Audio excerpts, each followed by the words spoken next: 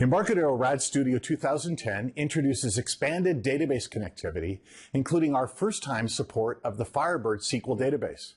We also have updated drivers for the most popular databases. Also, our DataSnap multi-tier framework has been updated for easier interactions via industry-standard communication protocols. I'm in the hallway outside Stephen Blass's office. Steve makes the database drivers for the DB Express framework.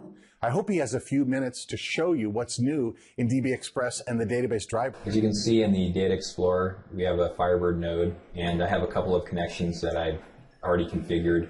We support both 2.1 and 1.5. So I'm just retrieving some tables here. I'm going to drag and drop a table that contains a big int onto a VCL form.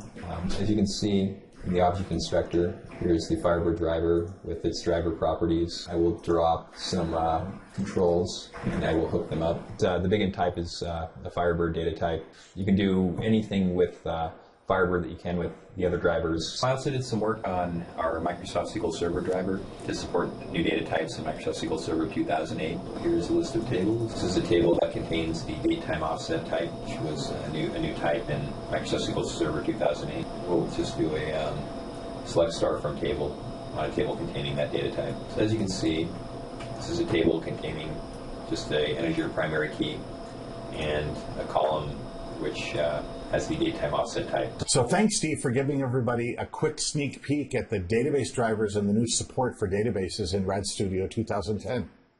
Well, thanks, David. I'm happy to bring RAD Studio support to the Firebird community. With RAD Studio 2010, you get native, high-performance access to all the popular databases.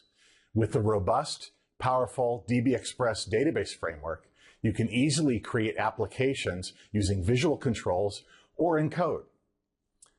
While I'm up here in R&D, let's go down the hall and see if we can take a peek at how RAD Studio 2010 gives you even more choices of multi-tier application architectures and connectivity. Hey Jim, Steve just showed everyone what's new in databases for RAD Studio 2010. Do you have a few minutes to show people what's new in multi-tier architectures and connectivity with DataSnap 2010? Yeah, I have some time. Come on in. All right, I'll start out by showing you one of our new wizards. File new other. Under DataSnap Server, we have two new wizards. The first one, called DataSnap Server, is the one I'll demonstrate first. In here, we can choose the kind of application we want to create, as well as the kind of communication protocols we want to support. So for this example, I'll create a console application, and I'll enable these checkboxes just to show you what is going to be created, and generate a server method class derived from tPersistent. All right, let's take a look at what the wizard did for us. So some of these components are familiar to you from DataSnap 2009, such as the server, TCP transport, and the server class components. The new component is the DS HTTP service and also the DS HTTP service authentication manager. Let's look at the properties on the DS HTTP service component. We have a property called DS hostname, and I'm going to set that to blank. If I left this at localhost, this service component would act as a proxy between a TCP service and HTTP. The other thing I'm going to do is change the port. I'm going to have this HTTP service running on port 880. So now let's go ahead and run this application. Let's go ahead and use the Data Explorer within Delphi to connect to this client.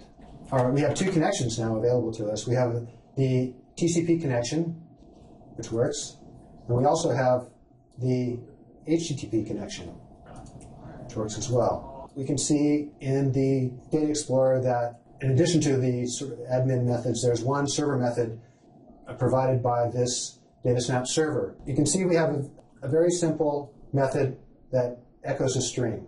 Let's go back to the Server Explorer and we'll view the parameters, and we can go ahead and execute this server method. And here we see the results. We have another wizard called the DataSnap Web Broker application. In this wizard, we'll select ISAPI, and once again, we'll choose tPersistent as our base class. And let's look at the web module that was created for us. On this web module, we have the server and the server class components, just like on our standalone DataSnap server application. But we also have a new component here called the HTTP web dispatcher. Let's look at the properties for this component. We'll set the host name to blank because we don't want to use this as a proxy. And we don't need to set the HTTP port because this application will be running under IIS using port 80 on my system. Let's go over to the server methods class, and you can see that the wizard generated the same simple server method. We'll build the project. Now let's go over to IIS. Here's the virtual directory that I've configured. We'll browse to that directory. And here's our ISAPI DLL. Browsing to it just displays a simple message. Okay, let me bring up Delphi Prism, and we'll look at the HTTP connectivity within Delphi Prism. All right, let's go over to the Server Explorer, and we'll add a connection. We're going to choose DataSnap, HTTP, localhost, port 80. Now, just like in the Data Explorer, we have access to our server method, can go ahead and execute. And another thing I'd like to show you is a feature that we've added since Delphi 2009, which is the ability to create client proxies in Delphi Prism. We'll right-click on the connection and choose Generate Client Proxy. And this is going to generate the Prism code that makes it easy to call your server methods. You can call HTTP servers from other clients, such as a web browser. Here's our server, and we're going to just add a little bit onto the address. So we're going to say DataSnap, REST. There's the name of our server, the name of our server method, and a string. When I hit return, what's happened is I've made an HTTP request to my DataSnap server, and I've received the result in JSON. Our DataSnap HTTP support has built-in support for REST. I have a DataSnap server that has a few server methods. So here you can see the server methods that I've declared in this project. Reverse string, transform string, and reverse words in string. Reverse string is very simple.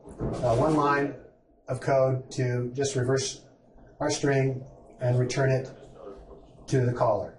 The next one shows a new type that we've added to DataSnap 2010, TJSON object.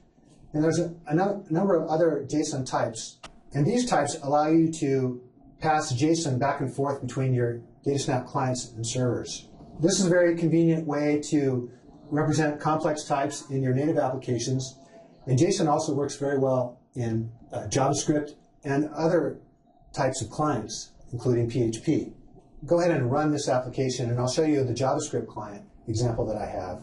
Okay, so let me bring up my JavaScript REST client. I'm pointing my browser at a static HTML page that I have on my system. First, we'll call the reverse string method.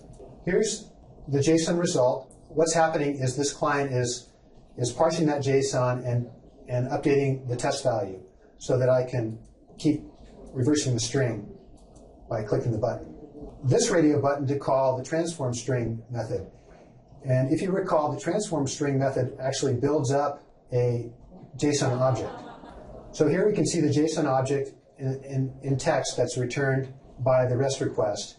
And again, the JavaScript within this page is parsing that JSON object and extracting the reverse value. This is a very simplistic example, but I think it illustrates the flexibility that REST support gives you. The last feature that I'd like to show you, David, is demonstrated by this reverse words in stream server method. And this server method has a type that's new to DataSnap 2010 called Tbx Callback. And what this type is used for is when you want the server to be able to call back to the client. In this example, what I'm doing is passing a stream to the server from the client, and as the server processes the stream, it's calling back the client for every word it encounters. Steve and Jim just showed you a few of the new capabilities in RAD Studio 2010 for database programming, for multi-tier development, and for connectivity. There's lots more that you can take advantage of in RAD Studio 2010 to build the applications that you need in your IT infrastructure.